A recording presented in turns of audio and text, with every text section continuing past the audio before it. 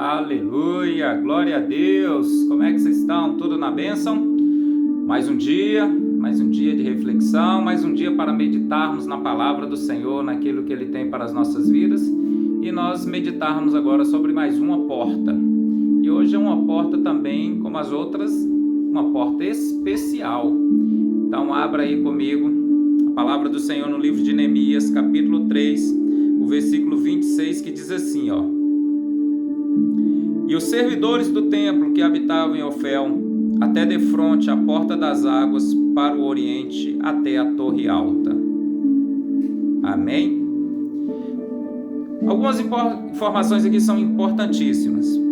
Primeiro, nós não vimos aqui, em nenhum momento nesse versículo, falando da restauração da porta das águas.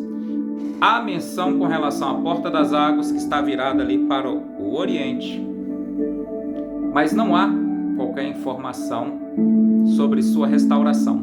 Por quê? Porque, meus amigos, aqui era aquela porta que dava acesso para os levitas durante a festa do tabernáculo, levar água durante a celebração, exaltação ao Senhor. Mas essa porta aqui, veja que não teve restauração. Só faz menção de que ela existia, não houve a necessidade. E um dos símbolos que nós temos aqui para a palavra de Deus, tanto para o Espírito Santo como a palavra de Deus, é a água. O Espírito Santo pode ser simbolizado pela água, pode ser pela pomba, pode ser pelo óleo, pode ser pelo vinho novo e tantas outras coisas mais. Podem ser utilizadas como simbologia com relação à pessoa do Espírito Santo. E também nós temos com relação à palavra de Deus. E é isso que eu quero meditar aqui e refletir com vocês aqui. Por que essa porta, então, assim, ela não necessita de restauração? Porque a palavra de Deus, irmãos, ela é viva e eficaz. Passarão céus e terras, mas a palavra do Senhor não há de passar. Porque a palavra do Senhor, ela se renova a cada dia, assim como as suas misericórdias se renovam a cada manhã por nós, sobre as nossas vidas. A palavra de Deus, ela se renova por si mesma. Então não há necessidade de reformar a palavra, porque ela já está pronta, ela já foi fechada, o seu cânon. Então não há necessidade alguma. Não há necessidade alguma de atualizar a Bíblia, como alguns defendem, até mesmo nos dias de hoje. Não há necessidade de incluir novos. Não há qualquer necessidade. Pelo contrário, a palavra de Deus, ela é que promove renovação nas nossas vidas. Ela é que promove restauração nas nossas vidas. Ela é que promove atualização em nossas vidas. Nós é que precisamos nos atualizar a cada dia. É como se fosse nós sendo um celular que já está agora obsoleto, passou do tempo, isso em relação à nossa pessoa. Que quando nós temos então o contato com a palavra de Deus, nós temos a atualização, porque a palavra de Deus nos atualiza, a palavra de Deus nos vivifica, a palavra de Deus nos transforma, ela nos traz um novo ser. E assim como diz um grande pregador, a palavra do Senhor, a palavra de Deus, ela é mais atual do que os noticiários que sairão amanhã. Então veja que ela é extremamente atual. Quem se renova, quem se atualiza, somos nós. A palavra de Deus, o próprio Espírito Santo, o próprio Deus trata de trazer esse entendimento às nossas vidas a cada dia, a cada manhã. Amém? Por isso que Paulo, escrevendo aos Efésios, no capítulo 5, no versículo 26, ele vai dizer assim o seguinte: para a santificar, purificando-a com a lavagem da água, pela palavra. Então aqui a água, pela palavra.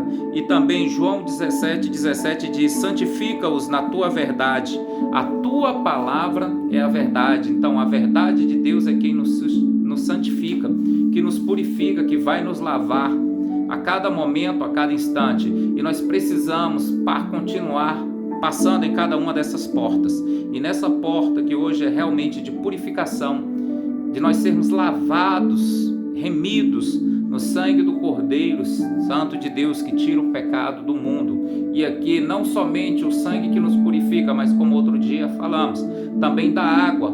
Quando o soldado perfura Jesus ali, sai sangue e água. Sangue para nos limpar, nos purificar de toda imundície, de nos trazer livre acesso a Deus, e água para tanto matar a sede dessa sociedade que tem sede de Deus, como também nos lavar, nos limpar, nos purificar, que a cada dia sejamos purificados pela palavra de Deus.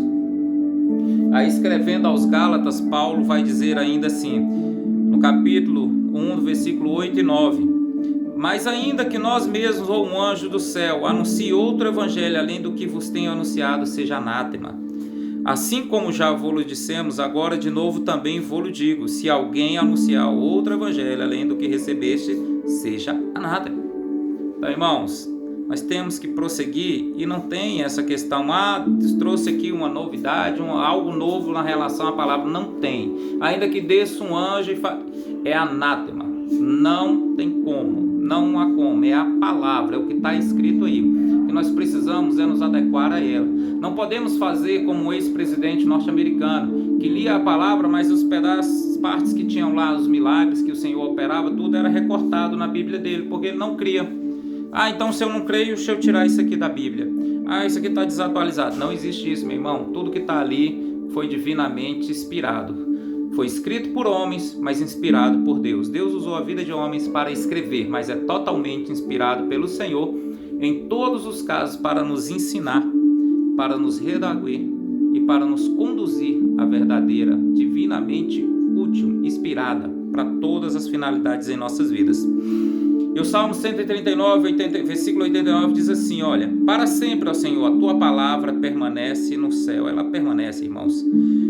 Os céus e a terra passarão, mas as palavras do Senhor não hão de passar de modo algum. Pelo contrário, A palavra de Deus atualiza a nossa vida, a palavra de Deus atualiza a tua família, a palavra de Deus atualiza a sociedade. Ela traz santificação, purificação, muda a história nossa, da nossa família, da sociedade, de uma nação inteira. Mas nós precisamos crer e confiar nesse poder maravilhoso. João 15, de 1 a 3 diz assim: eu sou a videira verdadeira e meu pai é o lavrador. Toda vara em mim que não dá fruto, atira, limpa, aquela que dá fruto, para que dê mais fruto. Vós já estáis limpos pela palavra que vos tenho falado. O Senhor está falando aqui aos discípulos: olha, vocês já estão limpos pelo quê? Pela palavra que eu vos tenho falado. Irmãos, é a palavra que constrói. Se nós pegarmos até mesmo Gênesis, se você for lá em Gênesis, capítulo 1, do versículo 1, diz assim, que no princípio, o Espírito de Deus pairava sobre a face das águas. Então havia um certo caos, não havia nada construído, mas o Espírito de Deus se movia sobre a face das águas. Nós podemos até entender aqui, irmãos, uma questão interessante, que para nós, muitas vezes o movimento, tem um movimento, tem um mover, é importante, importantíssimo o mover do Espírito em nossas vidas, e nós precisamos buscar os dons espirituais. Contudo, nós vamos ver que tudo só começa a ser criado quando, diz assim, e disse Deus, ou seja, a palavra. Enquanto há o movimento, não há uma unção, mas quando há, disse Deus, a palavra, aí começa, haja, ouve. Então é isso, meus irmãos, é a partir da palavra que as coisas começam a acontecer na nossa vida.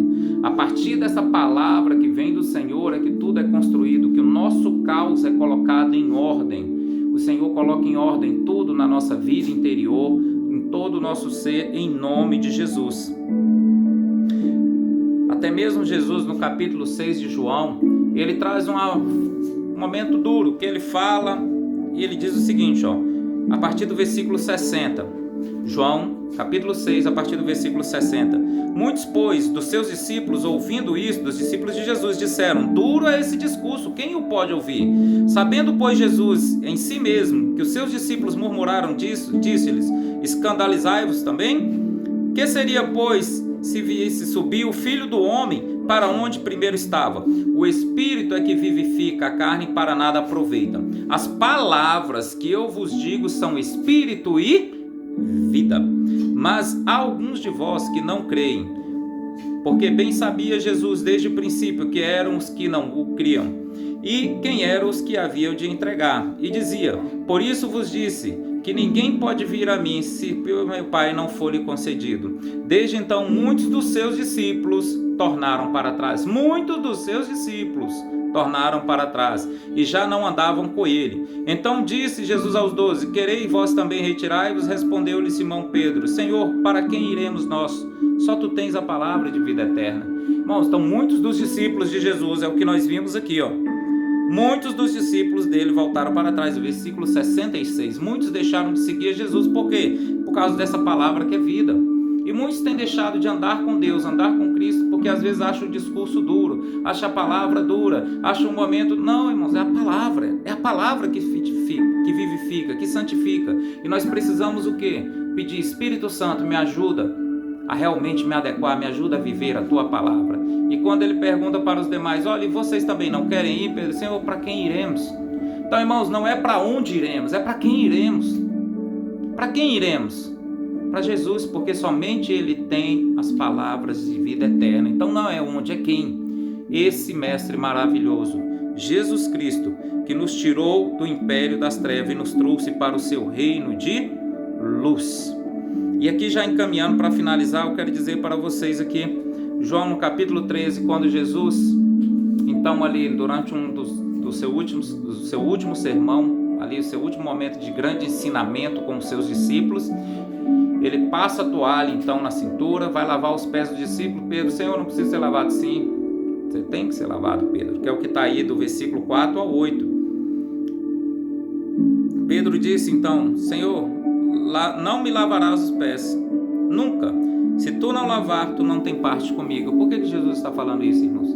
Porque Jesus sabia que era necessário lavar, não somente por uma questão cultural. Culturalmente, a gente sabe que quando chegava de uma caminhada ali do deserto, lavavam-se as mãos, lavavam-se os pés.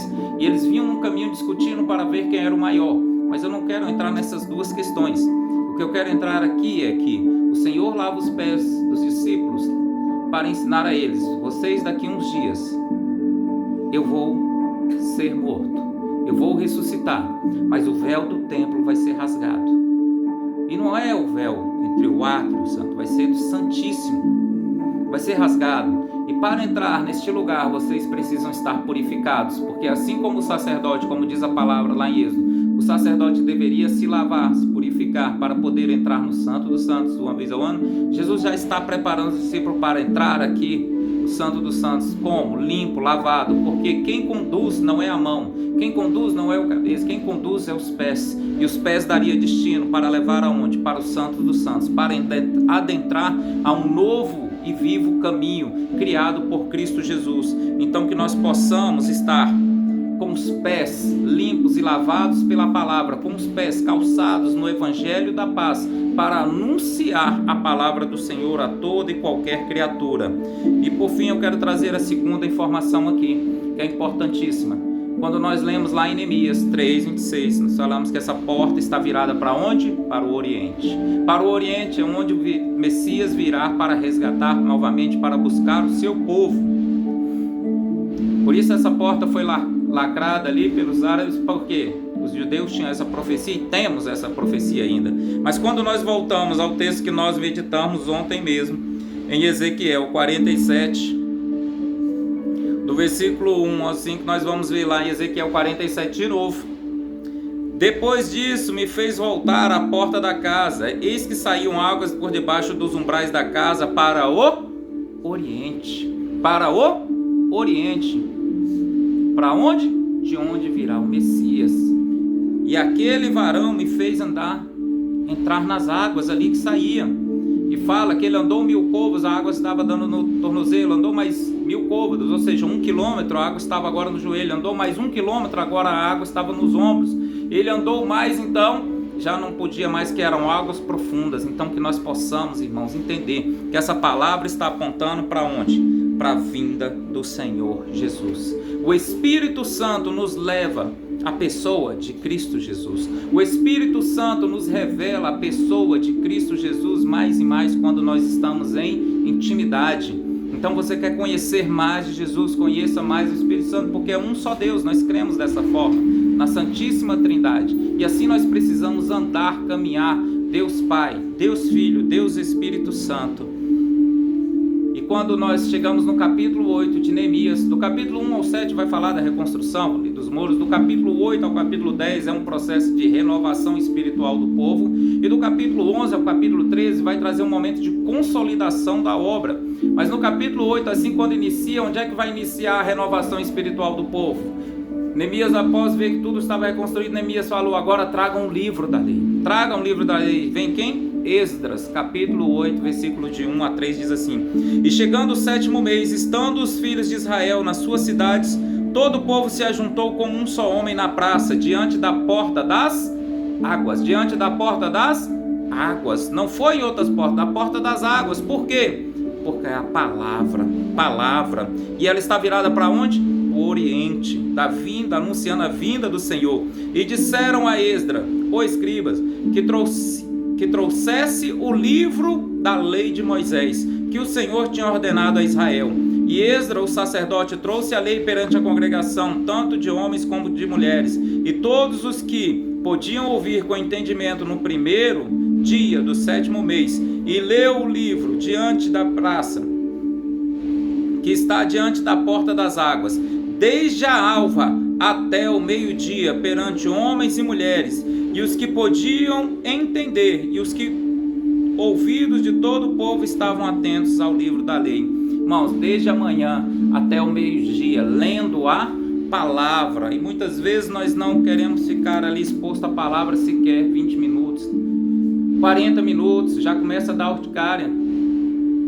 Precisamos ler, irmãos, ler, conhecer a palavra. Você ouvir pregação no YouTube é bom, mas não é a mesma coisa de você ler a palavra. Não basta apenas você ouvir pregações falam da palavra de Deus, mas não é a palavra de Deus. Não basta apenas você ouvir louvores engrandecem o nome do Senhor, mas você precisa adorar. Não adianta você só ouvir, você precisa adorar. Não adianta apenas você falar de Deus, você precisa falar com Deus.